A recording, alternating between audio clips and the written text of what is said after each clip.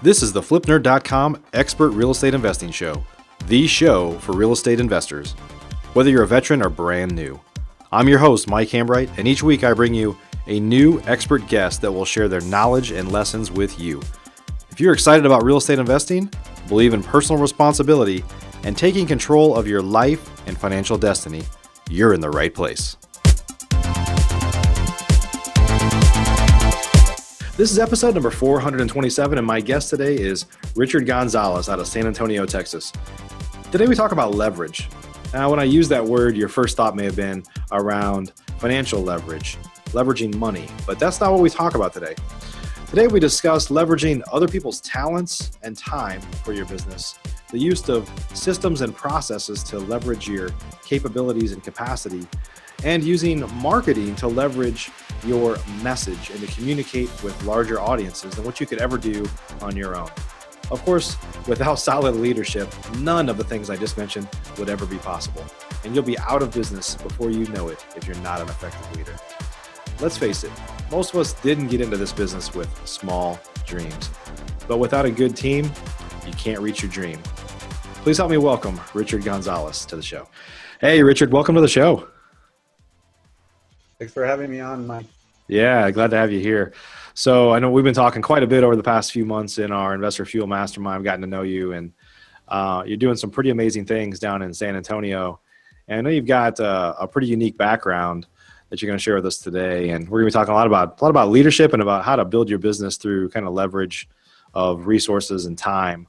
But before we kind of jump in, why don't you tell everybody your background so they can learn a little bit more about where you're coming from? Yeah, definitely, Mike. Well, I got started in business almost by accident. Dropped out of college at 18 to join a network marketing company. One of the ones that they call pyramids. And I did actually pretty well. I had a good mentor that I met, in college, and went full time. Basically, dropped out of I dropped out of college and went full time. Not knowing much about business, but the person that was mentoring me or my upline, helped a lot. So for the first 2 years, did a lot of personal development, traveled all across the nation, going to events, reading every book that I can get my hands on, CDs, everything I can listen to at that moment. Unfortunately, I think my leadership at that time, wasn't up to speed or up to par, and my whole organization just ended up collapsing. So ended up going back to square one and looking for another opportunity, and started my first company at 23 in the credit card business, doing merchant processing, and I did very well. To this day, I still have that company, and had a lot of success. And in 2011, I moved to San Antonio, Texas, to expand that company into the Hispanic community. So 80% of my business in Los Angeles, or originally where I'm from in California, was Hispanic based. So San Antonio was just a perfect fit. The glove fit the hand perfectly. And we did very well first 2 years until Square came out and just kind of shattered everybody's pricing down to pennies. Well, during that time in 2011, one of my best friends from California moved out with me. He was a real estate investor during the crash and just lost it all. Millions of dollars, went bankrupt, and had to start over. So that, he realized that I'm moving out to another area. He wanted to come along with me, and he started from scratch. So I'm watching him for the first couple of years in San Antonio, living off my couch, driving a cab at night to make ends meet. And within the first couple years, picking up some vacant lots in the downtown area, and did very well. And I'm watching this guy. I'm working 14, 16 hours a day, expanding my credit card business, which is now, the industry has changed. And this guy's making money hand over fist on some vacant lots that he got in really early. And that was just enough for me to, watch with my own eyes to get into it. And so that was my start to real estate, getting into vacant lots in the downtown area, picking them up for, pennies on the dollar basically, and went into rentals. And fast forward today, I've been in business 3 years full time. Have a pretty big book of rentals, and now building it to a new level. Yeah, I would say, and I know this isn't the topic that we're going to talk about today, but maybe we'll have you back on another time to talk about your strategy for building rentals. I've never seen anybody do this, and it's really unique. It's really cool though when you explain it. Is you've carved out a small piece of San Antonio near downtown that is going to blow up over the next couple decades for sure, right?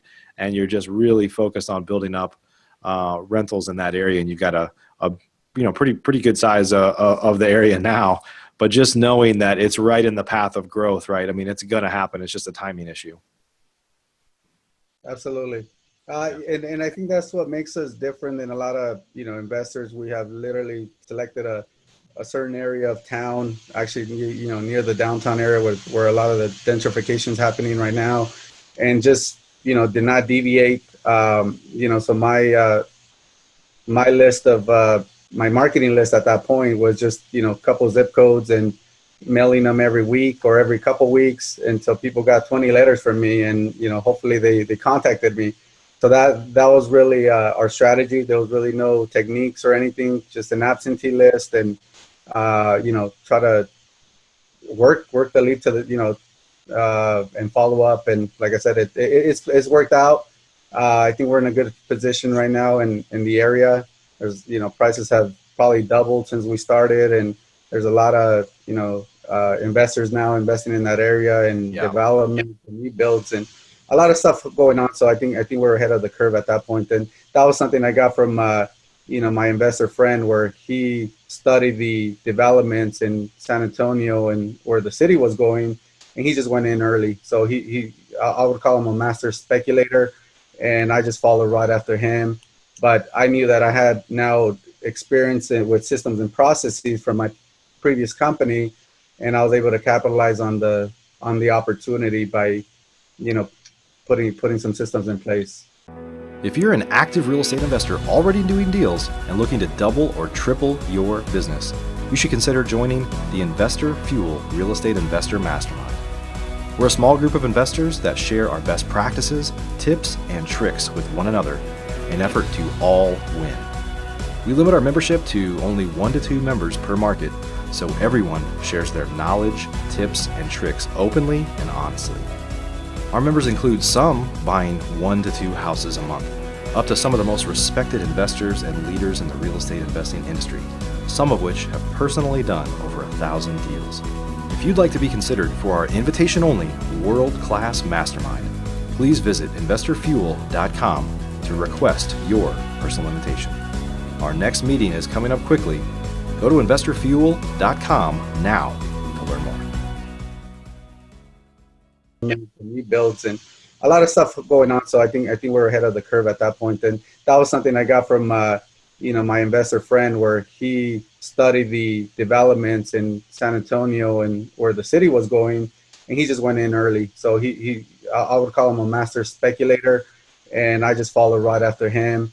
But I knew that I had now experience with systems and processes from my previous company, and I was able to capitalize on the opportunity by putting some systems in place. Yeah, that's awesome. Well, so let's kind of jump into what we're going to talk about today, and that is, it's largely using leverage, right? And a lot of people think of leverage when we talk about leveraging money. I mean, that's a part of it, but we're really going to focus on leveraging other people, their skills and their resources and their time, leveraging systems and processes, using systems and processes to leverage your time, and just the power of marketing, right? But before we jump into those things, we know that none of that matters if you're not a good leader. And I think there's a lot of real estate investors, a lot of people that I know really well that are pretty open about it. Like, I don't like to manage people. I don't like to do this or that. And so that's probably a big part of leadership, is knowing what your own skill set is, right? But let's kind of jump into the power of that leadership component, because if you don't have that, then a lot of these, nobody's going to follow you, right? Exactly. I think a lot of people focus on techniques and recruiting and marketing, but if I came to your business and your leadership was not up to par, then it's going to be hard for you to lead me and really guide me in the right direction. So I really hang my hat on that aspect of the business, is really showing people lead by example. So and I think once the people start working with me, they realize, how much of a maniac, workaholic I am, where they probably haven't worked with somebody like me in a while. And I'm, like I said, I get very obsessive in regards to my work. So I do whatever it takes. I say I work 2 shifts every day. One ends at 6 p.m. My next shift starts at 10 at night. Goes all the way to 3, 4 in the morning every day, just working on the business, working on systems, leveraging now as much processes that I can. And then I'm up, 4 or 5 hours from there. But like I said, we're growing, and I'm just grateful. I'm grateful at this moment. But definitely going back to the point that Mike, definitely the leadership, it's critical.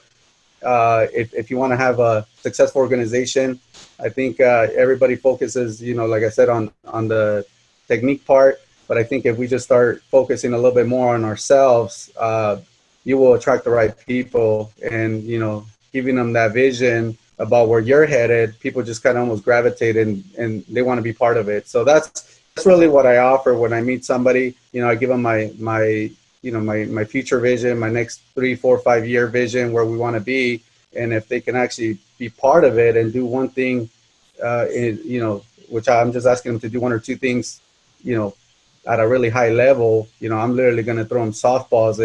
So it puts a lot of pressure on my end to really offer that type of opportunity to anybody that comes to our business. Yeah. Talk. What are some other tips on leadership? One is teaching people, and it's hard to teach this, but I think you made a comment about your work ethic. That actually is one of our core values that we've defined is work ethic, because my wife and I, we work very hard, and we've had people on our team before that, we don't say you have to work a lot of overtime, especially if they're an administrative type role, but it's always kind of been like, hey, we just need you to do whatever needs to be done to, the business needs. But we've had people before that are, their shift or whatever ends at 5, and you see them packing up at 4:45 and just kind of watching the clock. And then you've got other people that are like, just do whatever it takes to get it done. And so that's an important thing. So work ethic is one, but what are some other leadership skills that you can teach people? And also talk a little bit about if those are skills that you learned in the MLM industry, because some people hate that industry. Some people think it's a bunch of scams, whatever. Let's be honest. A lot of people think that real estate investing is a scam, right? So we know that's not true. There's a lot of similarities, though, in terms of being able to inspire and motivate people, right? So maybe you should kind of share your some other leadership skills or things that are important to really kind of be a true leader in your business. Definitely, I think leading by example is critical. And what I mean by that, it can be just, the smallest things, from doing what you're saying you're going to do, and supporting anybody that's in your organization 100%. I have no problem somebody contacting me, one of my key team members in my business, 20 times a day. If it's something that maybe they still haven't learned, and I just want to download it from my head into their as soon as possible. So I think one of my philosophies is, if it's going to take me, to how can I bridge the gap as quick as possible? And that might be with the new team member that, might just be working with us for a couple months. So I'm willing to support that person, and invest in them. I mean, we're investors in general, investing in properties and marketing. I want to invest in people and invest all the time that it requires. And there has to be, like I said, a happy medium. There has to be some progress. There has to be some effort, but it's holding that person accountable and making sure that they're actually progressing, and that's all it really takes, in my opinion. But you have to make the commitment to support them. I think the biggest mistake a lot of people do is they bring somebody on board, and then they expect them to just, be successful. At the end of the day, I think the difference between me and that person is that I'm actually going to work with that person and find out what their strong suits are, use their highest and best use. And again, the only way I can figure that out is just by experience, trial and error. You might have to burn a couple people at the beginning, just because you're going to make mistakes. So instead of trying to figure out who's the perfect person, I would say hire somebody right off the get-go, even if you don't know anything, and you'll figure it out. You'll know after you fire your first couple people, what you did wrong, and maybe the personality that now you need, even if you don't know anything about, personality traits and, Colby test and any of that. Just knowing, okay, this person had a bad attitude, they were too strong over the phone. I need somebody that, has the same energy, but maybe needs to tone it down a little bit. So we can just make it very common sense. And the only way to do that is just by going through the processes. So instead of having that fear, to try to make trial and error, right?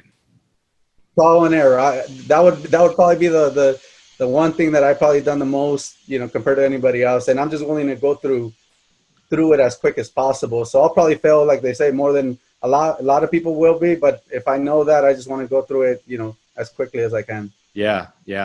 That's awesome. So let's talk a little bit about leveraging people. And some people could say, well, you're using people. I was like, well, you're paying them for, right? I mean, you're using them, you're using their resources, which is their time, which you're using their specialty, right? So I think a lot of times for new business owners, new real estate investors, they have this misconception that they have to be good at every part of the business, and you're always going to be better at some parts than others, right? And so you just have to, the parts that you're not good at or that you hate doing or both, like you have to fill that with people that are good at it. And a lot of times people have a hard time admitting that they're not good at something, right? And so anyway, let's talk a little bit about kind of using people to help build your business, and obviously they benefit in exchange, but let's talk about that. Yeah. So I think, I personally look for people that are better than me in certain areas, and the areas that I think that I'm pretty good at.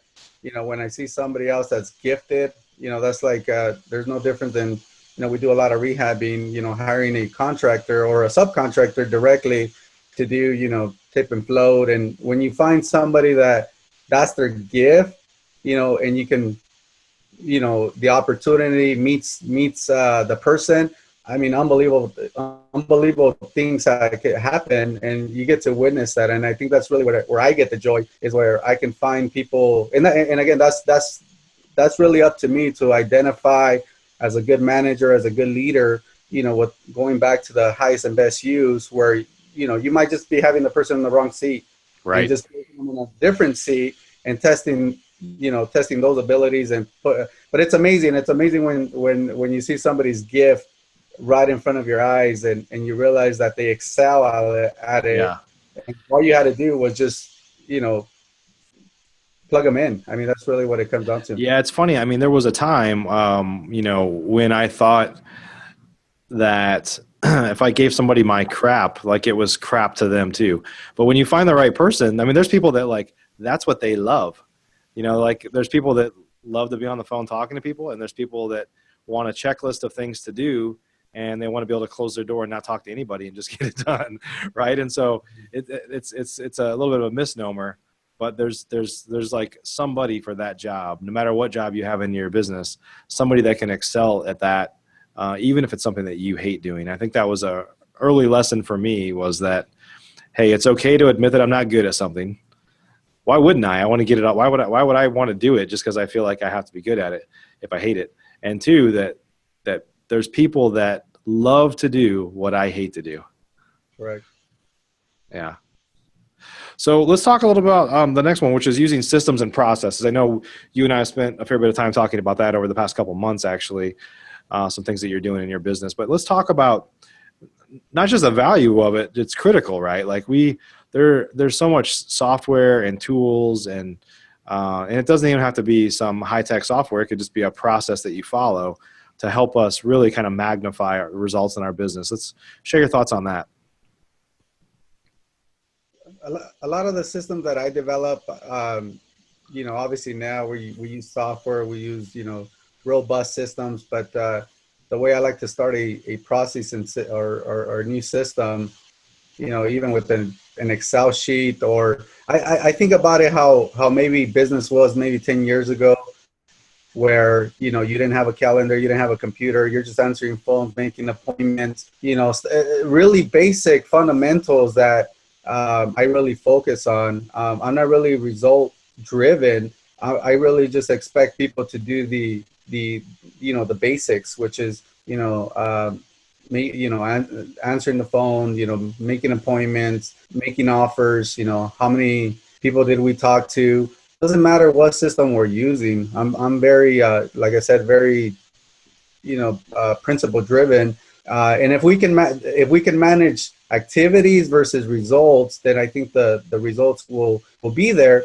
So it's just figuring out what those sequences are and what are those key performance indicators that you want to focus on when you bring in somebody. So I don't really like to focus on we use this software, this has changed our life. At the end of the day, I talk to people that get new software, and I'm like, how's the new software going? It's like, well, if everybody used it, it probably worked beautifully, but that's the problem. Not everybody's using it at the same level. So it doesn't matter how good the software is. It really comes down to training and implementation, and just keeping people practicing. Yeah. Yeah. And I think sometimes it's a misnomer when we say words like systems or processes, that sometimes people assume software or something fancy or it's complicated. Sometimes a system is just it could be a paper checklist, right? It's like do this, then do this, then do this, or a series of actions.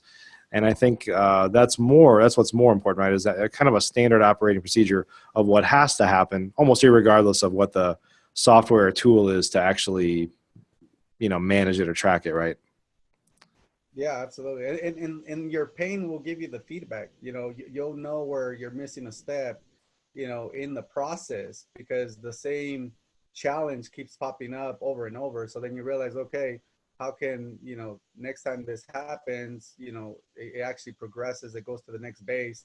And that's really how you develop it, almost by trial and error, really, getting feedback and knowing where your pain is. So if you can figure that out, then where you're missing a step. And at that point, it might be, another point on your checklist. It might be a software, Right. it might be a calendar, it might be anything that, you can figure out what to plug in there. Yeah. Any kind of tips you want to share on just thinking about your business in terms of processes, standard operating procedures, if you will, and just the importance of that to truly grow your business, right? Because I think you've seen some of those issues yourself lately, some growing pains over not having some of those things in place. Absolutely. And I think even now where we're at we're still working on more advanced processes and systems. Obviously we're growing, and it's never ending. It's just, again, really upgrading the systems and processes. So that, going back to the basics, I think working on that muscle, on implementation, putting, and I think that's a lot of people, they don't, it's like working out. You're not going to be able to now, launch new systems and processes if you're not constantly working on them. So I would recommend, hiring, virtual assistants, even the ones that you pay per task, or, just for small jobs, because what it does, it really forces you to put some type of sequence or process together, so you can see if they can replicate the same result that you're trying to create. So the faster you can create those, or get in an environment like that, and again, going back to my second shift, that's kind of what I do at night. I really practice that. So I practice that daily, implementing, and then just seeing where the communication falls, and where I need to make it better on my sequence. Yeah, that's awesome. That's awesome. Let's talk about marketing a little bit. I mean, obviously, we on this show, this is episode number 427. We've talked about almost every topic you could talk about in one way or another. We talk a lot about marketing, the importance of lead generation. But maybe just share your thoughts on from a leverage perspective, the importance of of lead generation on magnifying how you, basically what we're doing there is magnifying how you communicate with people, right? I mean, if it's just you and your door knocking, there's not enough hours in a day for you to do that in a huge way, right? To really grow a business. So then we rely on advertising and marketing for lead generation. But share your thoughts on that.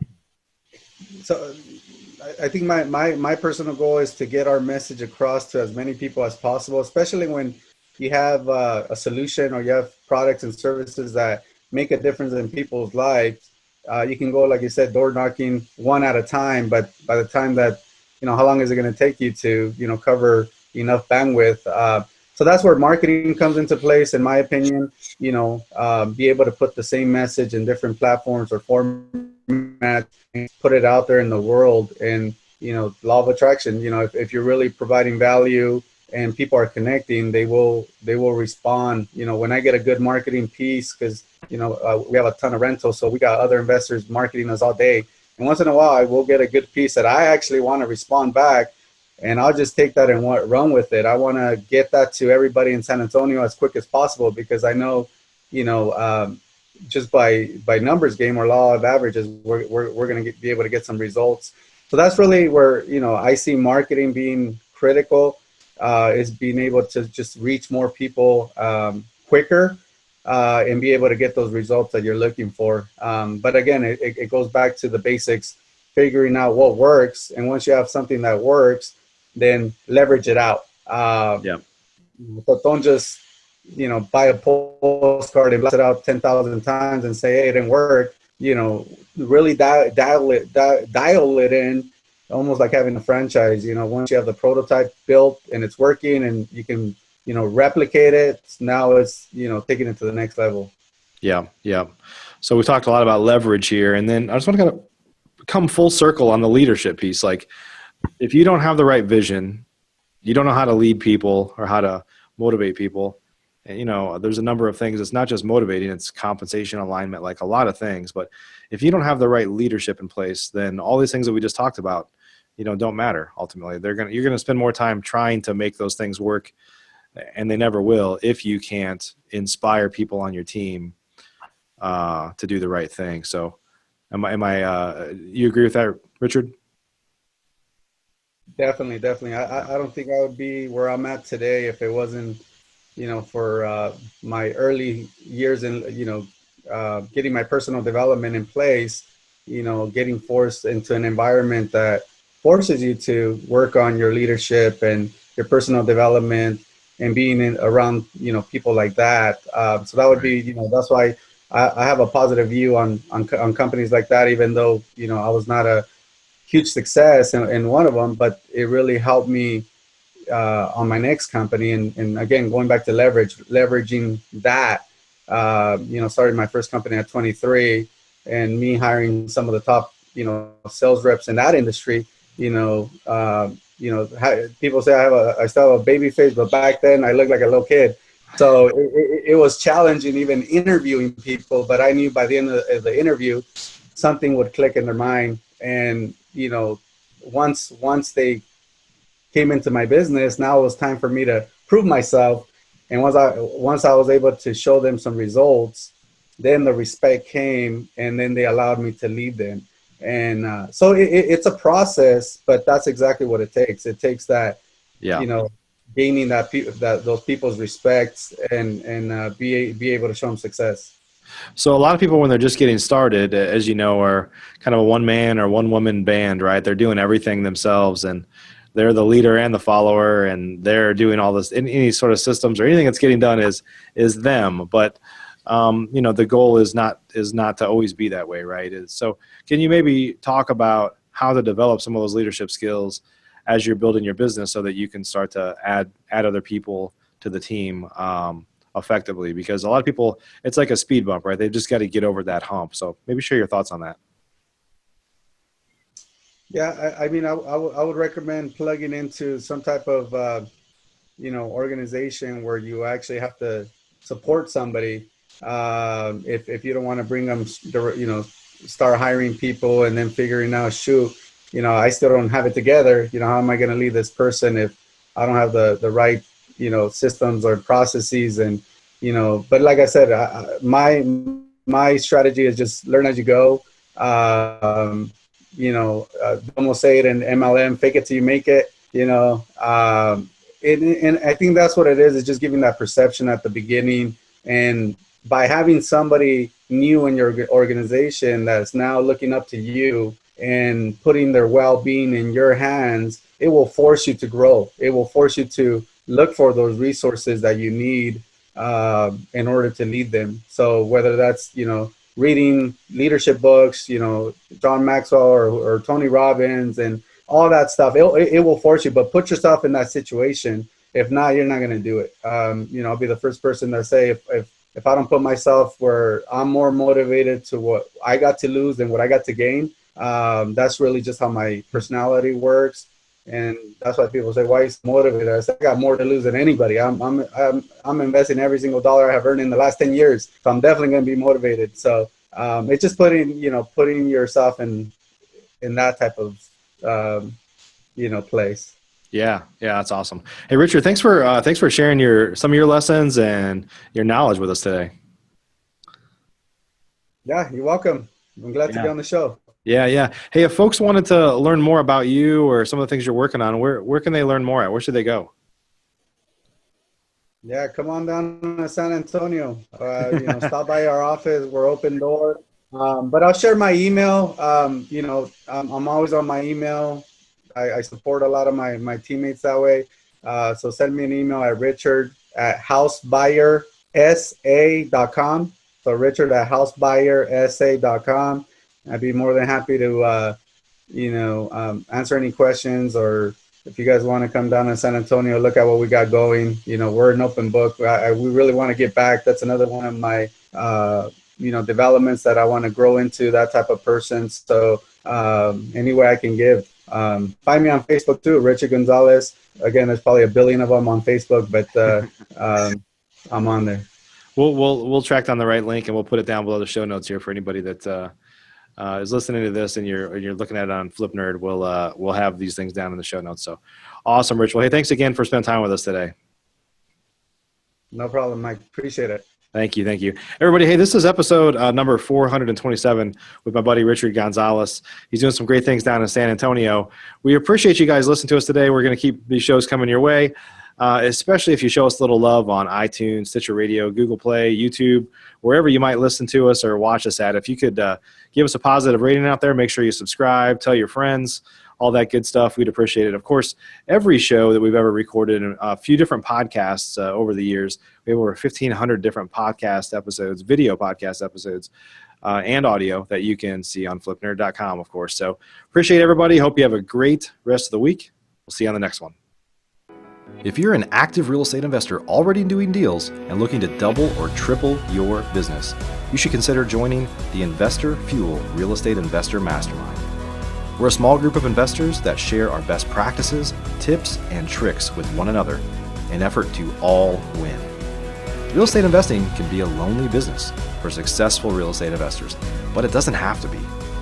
Investor Fuel members meet 4 times a year, but we talk to each other 365 days a year, and we focus on improving the profitability of our businesses, improving the quality of our lives. That's why we do this, right? And making an impact on those around us so we can truly leave a legacy. We limit our membership to only 1 to 2 members per market, so everyone shares their knowledge, tips, and tricks openly and honestly. Our members include some buying 1 to 2 houses a month, up to some of the most respected investors and leaders in the real estate investing industry, some of which have personally done over 1,000 deals. If you'd like to be considered for our invitation-only world-class mastermind, please visit investorfuel.com to request your personal invitation. Our next meeting is coming up quickly. Go to investorfuel.com now to learn more. Thanks for joining us for this episode of the FlipNerd.com Investing Show. If you're not yet an elite member of FlipNerd, you're missing out. We have tons of great training, including a new detailed master class published each month and live training webinars with experts twice a month. Plus, you'll get access to all of our archives, where we already have a growing library of master classes and other training videos. Elite members also get membership in our incredible online Mastermind group, where many of the top real estate investors from across the country, including many of the hundreds of guests I've had on the show in the past, are already members. Whether you're brand new, looking to get started, or a veteran, you simply must join today. I promise you won't be disappointed. To learn more or join today, please visit flipnerd.com/lab. That's flipnerd.com/lab. See you on the next show.